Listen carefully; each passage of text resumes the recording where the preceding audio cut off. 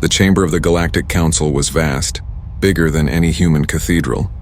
Its walls were alive with glowing symbols, shifting like rivers of light. High above, orbs floated, casting silver beams over the gathered rulers of countless alien species. The room was silent, heavy with power. At the center sat the Council's throne, a towering seat made of crystal. On it rested the High Chancellor, his voice sharp and proud. Around him, the other Council members, scaled, feathered, and furred, watched with eager eyes. They were here to decide the fate of one young species, humanity. The Chancellor's words echoed through the chamber. Humans, small, reckless, fragile. They have reached space, but they do not belong among the stars. Their weapons are primitive. Their fleets are laughable, and yet they refuse to kneel. A ripple of laughter passed through the alien rulers. One with skin like molten metal leaned forward, his eyes burning. Send the message again. Offer them surrender. Let them become servants, not rivals. The sooner this ends, the better. Another voice, dry and cold, joined in. Surrender is their only choice. Against the great empires, what can Earth do? They are children playing with fire. Every seat seemed to agree. Humanity was finished. But not all voices were the same. From the far end of the chamber, a quiet figure spoke. His species was old and wise, with faces hidden behind long veils. His voice was soft but carried across the room. You all laugh. But I have studied them. These humans, they are dangerous in ways you do not see. They do not surrender easily. Their history is filled with resistance. Wars, rebellions, uprisings. When cornered, they fight with fire in their blood. The council chamber darkened as whispers spread. Some scoffed. They are weak mammals. They break easily. They cannot stand against fleets older than their planet. The High Chancellor raised a hand. Silence fell. His eyes glowed. Even if they resist, they will break. The Council has crushed greater threats before. Humanity is nothing compared to us. They will bow, or they will burn. The chamber shook as his words struck like thunder. A decision was made. The Council voted. Each alien raised their symbol of power, casting light beams into the air. One by one, they turned red for surrender. Humanity was given no chance for equality, no chance for respect, only two paths, obedience or destruction. The Chancellor stood tall. It is decided. Send the ultimatum. Earth must surrender within 30 cycles. If they do not, our fleets will fall upon them. We will erase their world from the stars. The Great Hall roared with approval. The sound of alien voices mixed together, a storm of certainty. To them, the matter was closed. But outside the council chamber, in the shadowed corridors of the station, whispers spread. Envoys, spies, and secret observers carried the news across the galaxy. Many laughed at humanity's misfortune. Some pitied them, and a few feared what might come next. For humanity had been quiet, too quiet. Far away on the blue planet Earth, the ultimatum arrived. In a war room deep beneath the surface, human leaders gathered.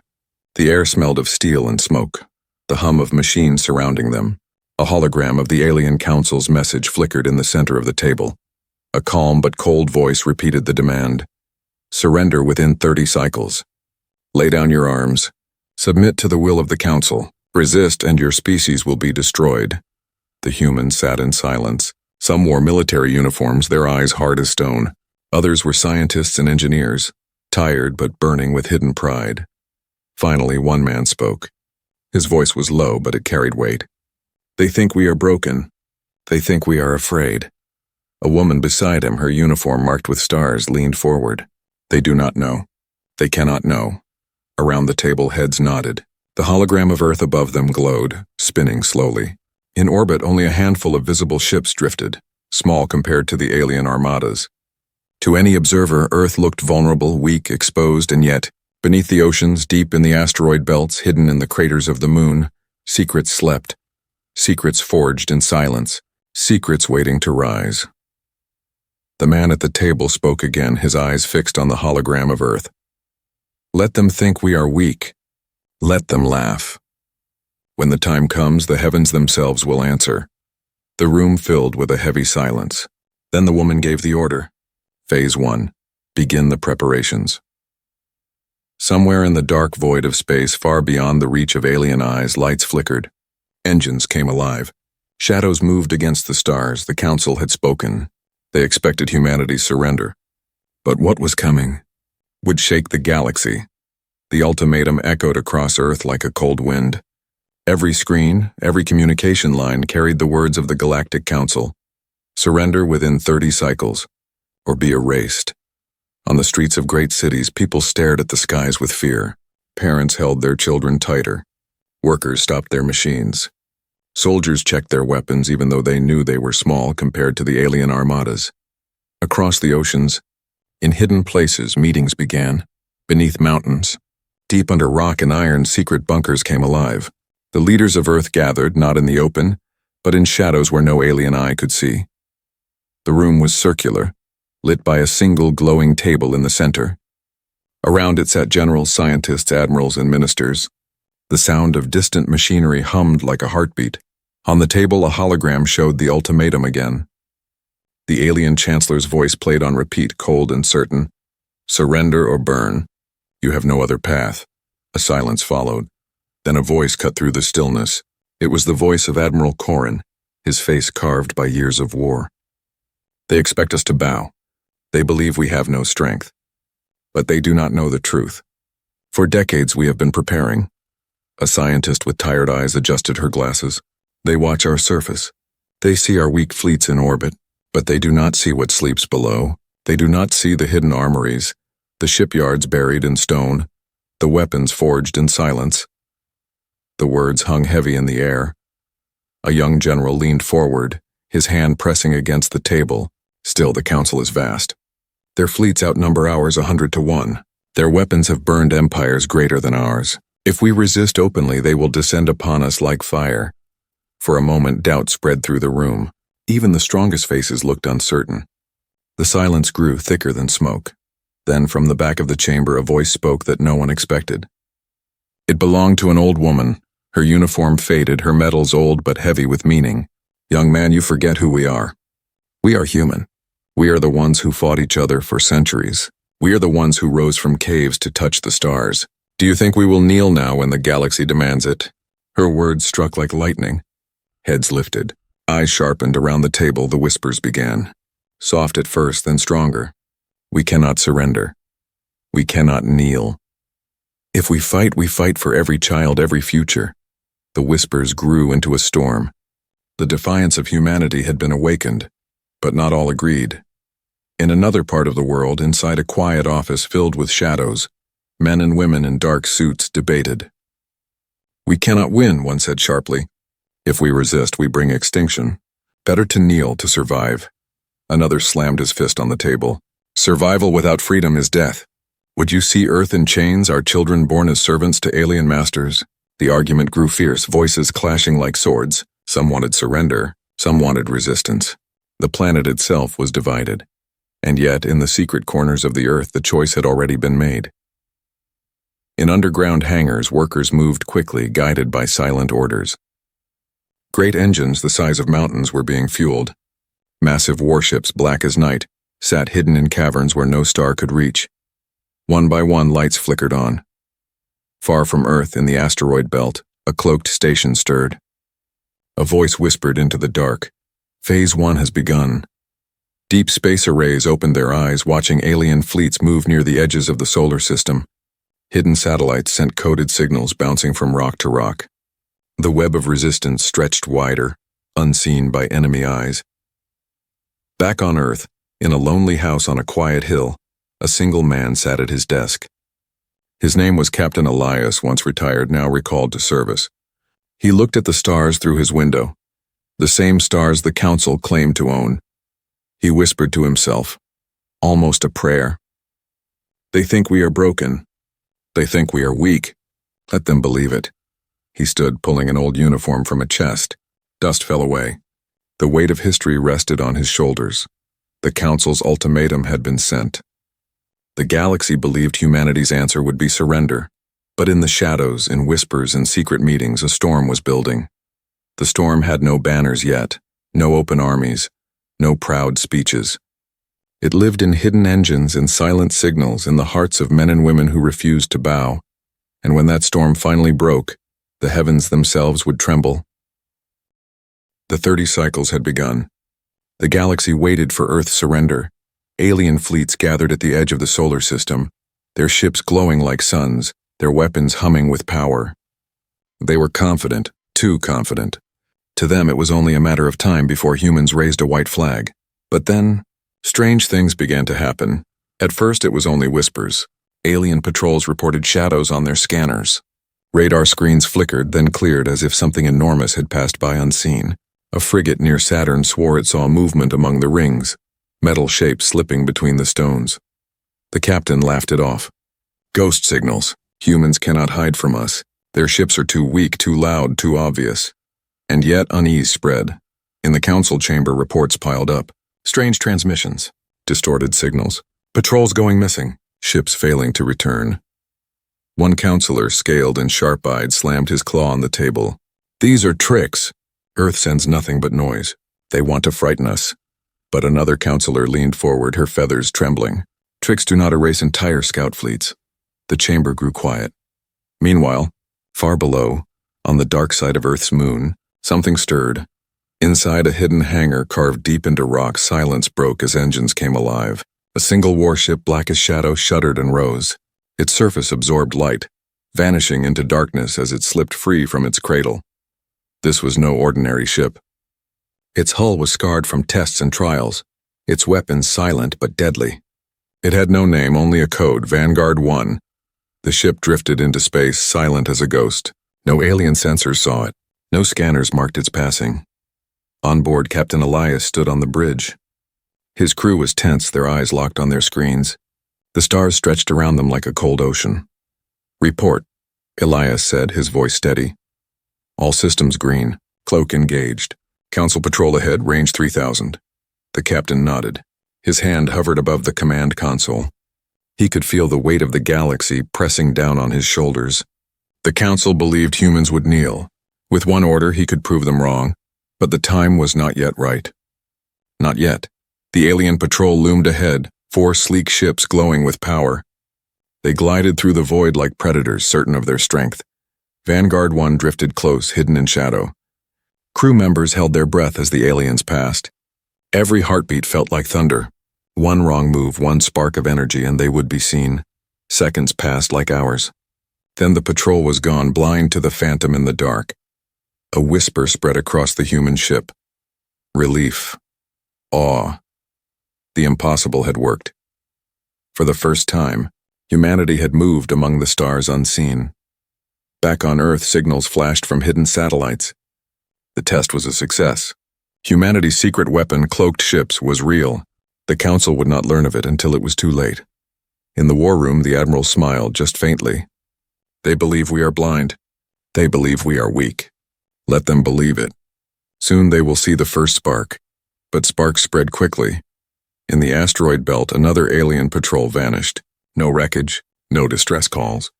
Only silence. The Council began to grow uneasy.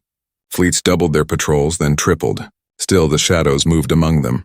One alien commander shouted into the void, furious. "Show yourselves, humans! Stop hiding like insects!" No answer came. Only silence. Silence and the cold feeling of being watched. Then it happened. Near Jupiter, under the swirling storms of the giant planet, a battle flared for the first time. An alien cruiser picked up a faint signal. Human distress call, weak and broken. Thinking it an easy capture, the ship descended. Its weapons were armed, but its shields were relaxed. That was the mistake. From the shadows, 2 human ships uncloaked, their cannons glowing red. In an instant, fire ripped across the alien hull. The cruiser spun, broken, its glowing lights dying one by one. The humans vanished again, slipping into darkness before reinforcements could arrive. The message was clear. The first spark of war had been lit. News of the skirmish spread fast. The council chamber shook with anger and fear. "They dare strike us?" one alien screamed. "Impossible!" shouted another. "They are insects!" But the oldest counselor, veiled and calm, only whispered, "I warned you. Humanity does not surrender. They strike from shadows. This is only the beginning." The chamber fell into chaos. Plans were made to crush Earth at once. Armadas began to move closer. But far away in the blackness of space, more human ships stirred, waiting for the signal. Hidden fleets in silence, iron teeth in the dark. The sparks were spreading, and soon, the heavens would burn. The sparks had been lit. Alien fleets searched the solar system with growing fear. Their patrols vanished into silence. Their scouts returned with broken reports, shadows moving among the stars, unseen ships slipping through their defenses. The council demanded answers, but none came. Their pride began to crack and fear whispered in their halls. And then, the sky itself began to change. On Earth's surface, people still lived under the shadow of doom. The ultimatum's deadline ticked closer. News broadcasts told of alien fleets growing near. Some whispered that surrender was the only chance. Others spoke in quiet voices of hope. Hope in something no one could see. But far above, hidden from alien eyes, that hope was awakening. Beneath the oceans, hidden doors opened. Giant submarines rose, not to the waves but to the skies. Their hulls split apart, revealing ships that were not built for water but for space. Engines roared, silent at first, then burning with light as they broke free from the seas. In deep mountain bunkers, steel doors thundered open. Caverns shook as massive warships, built in secret for decades, lifted from underground cradles. Dust and stone fell away as their engines blazed, carving fire through the sky. On the dark side of the moon, hangars opened like the eyes of giants. Ships slid into the blackness of space, their hulls painted with shadow, their weapons humming with power. One by one, they rose, 10 by 10, 100 by 100. The armada had slept in silence for years, waiting. Now it awakened. Alien sensors lit up with confusion. Fleets orbiting Mars stared in disbelief as the void filled with signals. Thousands of them. One alien commander shouted in panic, "This cannot be. Humans do not have this power." Yet the sky told a different story. The humans had built in silence, hidden their strength behind lies and shadows. While the galaxy laughed at their weakness, they forged iron in darkness. And now that iron was rising. On board the flagship Solaris, Admiral Corrin stood on the command bridge. Before him stretched a sight no human in history had ever seen. The heavens filled with humanity's own fleet. Hundreds of dreadnoughts. Thousands of cruisers, countless smaller vessels. Their engines burned like stars, their hulls dark and sharp. The Admiral's voice was calm but heavy with pride. "Signal the fleet. Form the line. Let the galaxy see us." Across the void, human ships aligned with silent precision. From Earth to the moon, from the asteroid belt to deep orbit, their formation stretched like a wall of steel. The heavens, once empty, were now covered with mankind's armada. On alien worlds across the galaxy, the news spread. Citizens who had mocked humans now watched in silence. Traitors who thought Earth would kneel now stared in disbelief at the broadcasts. And in the council chamber, fear finally broke through pride. The High Chancellor rose, his voice shaking with rage. "Impossible. They are insects. They cannot have built this." But the veiled elder counselor only whispered, "They have built it, and they will use it." The chamber fell into chaos. Some demanded immediate war. Others cried for retreat. The council's unity cracked like glass. Back on Earth in the war room, leaders watched the armada spread across the sky. The room was silent. No one spoke for a long moment. Then the old general, the one who had once reminded them of humanity's spirit, whispered words heavy with meaning. "For the first time in history, we are not prey. We are not cornered animals. We are lions, and the galaxy will learn it." Around the table, no one disagreed, but pride was dangerous. Humanity knew it. The armada was mighty, but the council's fleets were still larger, older, and more experienced. The admiral aboard the Solaris gave his orders carefully. "We do not strike yet, we hold. We show them what we are. Let them see the storm waiting for them. Let them feel fear before the fire begins." And so the armada held position. Thousands of ships silent and still, a wall of iron across the sky. Alien fleets dared not advance. Their commanders saw only death waiting in the dark. On a distant world, a young alien soldier watched the broadcasts in secret. His hands trembled. For years he had been told humans were weak, fragile, laughable. Now he stared at the sky covered with their ships. He whispered, voice thin with awe and terror, "They are not weak. They are not broken. They are rising." The council had expected humanity's surrender. Instead, the heavens were now filled with Earth's armada. And in that silence before the storm, One truth became clear. The galaxy had underestimated humanity. The first sparks had grown into fire, and soon the fire would consume the stars. The great chamber of the Galactic Council trembled with noise. The walls of crystal, once symbols of order, now echoed with fear. The armada of mankind had risen, and the galaxy could no longer pretend it was blind. One by one, counselors shouted across the chamber. Their voices clashed like weapons. "This is impossible! Humans should not have this power. They are a young race. How could they hide such fleets from us? This must be an illusion." The chamber was chaos. Pride and terror battled in every voice. At the center, the High Chancellor struck his staff against the floor. Sparks of light scattered through the air. "Silence," he roared. The noise faded, but fear lingered like smoke. The Chancellor's eyes glowed with fury. "They are playing games. Their fleets cannot stand against us. Our armadas are older, larger, stronger. We will burn them from the heavens." A scaled counselor, her voice sharp as knives, hissed in agreement. "Yes, strike now. If we hesitate, others will see weakness. Crush Earth before its fire spreads." But from the far end of the chamber, the veiled elder counselor spoke softly. His words fell like cold rain. "Strike them, and you may find fire waiting for you. You think them weak, but they hid this power from you for decades. What else do they hide? What other storms have they prepared?" His words made the chamber grow colder. Reports flooded the hall, each one worse than the last. Alien fleets near Earth had refused to advance. Commanders sent messages of panic. "We cannot fight them. Their numbers, their formations. The sky itself is filled." Others reported patrols lost without trace. Ships vanishing. Silence where fleets had once been. A feathered counselor struck the floor with his wings. "Cowards, fight! Burn the humans! What are you waiting for?" But even his voice shook. Across the chamber, an unexpected sound broke the tension. An alarm.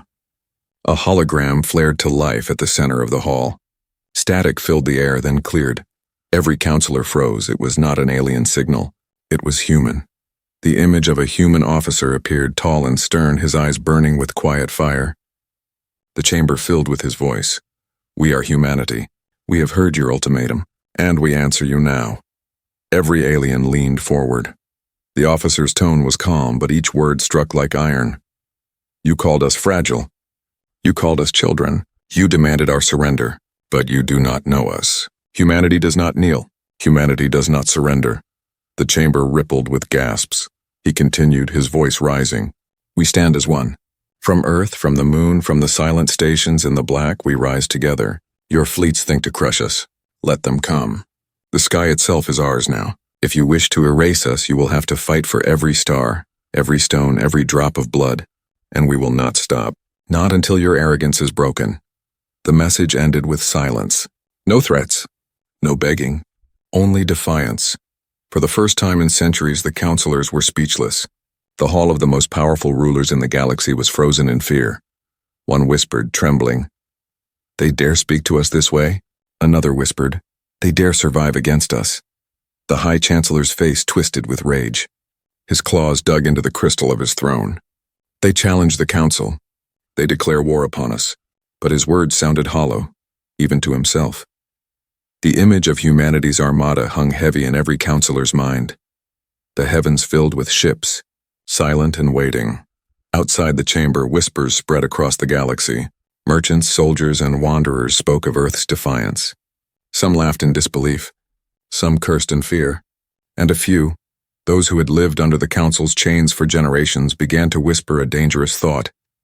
If humans can resist, maybe we can too. Back in the chamber, the elder counselor raised his veiled face. His voice was quiet, but all could hear it. "You demanded their surrender.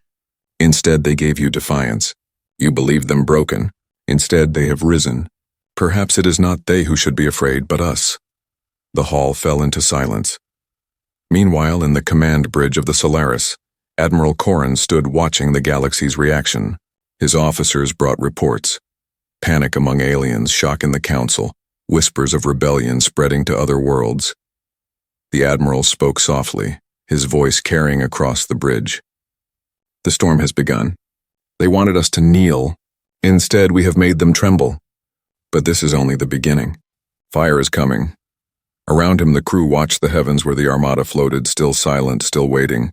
The galaxy had seen humanity's power, but not yet its fury, and when that fury was unleashed, the stars themselves would burn. For days, the armada of humanity stood in silence. Thousands of ships filled the heavens, their engines glowing faintly like red eyes in the dark. They did not move. They did not speak. They simply waited. The galaxy held its breath. But silence could not last forever. The alien council, humiliated and afraid, gave the order at last. Their fleets, massive, ancient, terrible, moved forward. Waves of cruisers, destroyers, and dreadnoughts, each one forged in empires older than human memory, swept toward Earth, and so the stars prepared for fire. On board the human flagship Solaris, Admiral Corrin stood tall at the command deck. His eyes studied the tactical map, glowing with countless lights. Red for enemy fleets, blue for humanity's armada.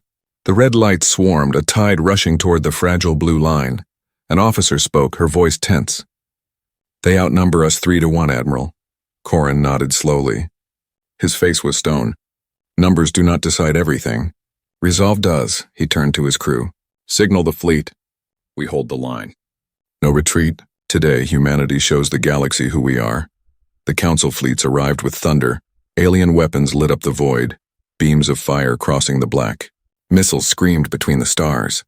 The first human ships shook under the assault, shields flaring like suns. Some shattered, torn apart in blinding bursts of light. But then humanity answered. From the darkness, human cannons roared.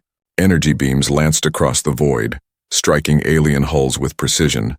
Ships erupted into fireballs, their wreckage scattering across space. A cheer rose in the Solaris. Humanity had drawn first blood. The battle spread wide. Above the moon, squadrons of human fighters darted like swarms of insects, fast and unpredictable. Alien interceptors chased, but the humans moved with strange, wild tactics, spiraling, cutting, vanishing, then striking from behind. Near Mars, heavy cruisers clashed in brutal duels. Human ships fought in packs, tearing into single targets before slipping away. Alien formations, built on discipline and tradition, struggled to adapt to such chaos. Everywhere, fire burned. Ships broke apart. Crews screamed their last cries into the void. The stars became a graveyard. On Earth's surface, people looked up at the night sky. They could not see the battle, but they could feel it. The heavens shook with distant flashes, faint lights that glittered like falling stars. Children asked their parents, "Are we winning?" The parents whispered back, "Yes, we are fighting." But the battle was far from victory. The alien armadas pressed hard. Their numbers were vast, their weapons overwhelming. Human ships fell one after another, burning as they shielded the blue planet below. On the Solaris, alarms screamed. Reports came in. Fleet Sector 7 lost. Enemy cruisers breaching the line at Jupiter. Casualties mounting. For a moment, the tide began to turn against humanity. The Council forces closed in like wolves. Admiral Corrin stood unmoving, his eyes hard. He whispered to himself, "Not yet." Not yet. Then he gave the order. Release the hidden wings. From the asteroid belt, the second storm came. Huge rocks split open, revealing more ships. Ships the aliens had never seen. Black dreadnoughts armed with experimental cannons. Carriers unleashing entire swarms of fighters. Battleships forged with weapons hidden from galactic eyes. The new fleet surged forward, striking the alien armadas from the flanks. Caught between the first human line and the hidden force, the Council's fleets wavered. Alien commanders shouted in panic. "It's impossible. Where did these ships come from? Hold the line. Hold the line!" But fear spread faster than orders. The sky blazed brighter than any sunrise. Two Titans clashed near Saturn, a Council dreadnought and a human flagship. Their beams tore across space, each hit shaking the void. The human ship bled fire but did not fall. Its cannons roared one final time, piercing the alien Titan's heart. The dreadnought exploded, its flames painting the rings of Saturn red. Across the system, victory and loss danced together. For every alien ship destroyed, a human ship fell too. For every cheer of triumph, a cry of mourning followed. At the council chamber, the rulers watched the reports in horror. What was meant to be a swift victory had become a nightmare. Their fleets bled. Their commanders begged for reinforcements. And worst of all, humans refused to break. The veiled elder counselor spoke again, his voice calm in the storm. "They do not fight like us. They do not fight for empire or glory. They fight because they have no other choice. That is their strength. That is why you cannot break them. But his warning was drowned in anger, fear, and denial. On the Solaris, Admiral Corrin stood at the heart of chaos. His fleet was bloodied but unbroken. He looked across the burning stars and knew the truth. This was not the end. This was only the first great battle. He turned to his crew, his voice firm. Signal to all fleets. Humanity stands. Humanity fights. And humanity endures. His words carried across every ship, every fighter, every soldier clinging to life in the void. And so, as fire raged in the heavens, humanity's spirit burned brighter. The Council had believed the Armada was only for show. But now, in the blaze of battle, the galaxy learned the truth. The stars were no longer theirs. The stars now belonged to all who dared fight for them, and humanity would never stop fighting. The battle in the stars raged for hours. The heavens were torn apart with fire, wreckage drifting like broken moons. Human ships burned, but they held. Alien fleets struck, but they bled too. Yet still, the outcome was unclear.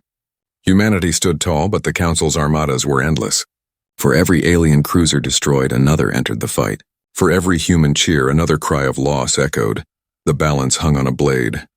On board the Solaris, Admiral Corrin watched the chaos unfold. His fleet had fought with everything, but exhaustion grew.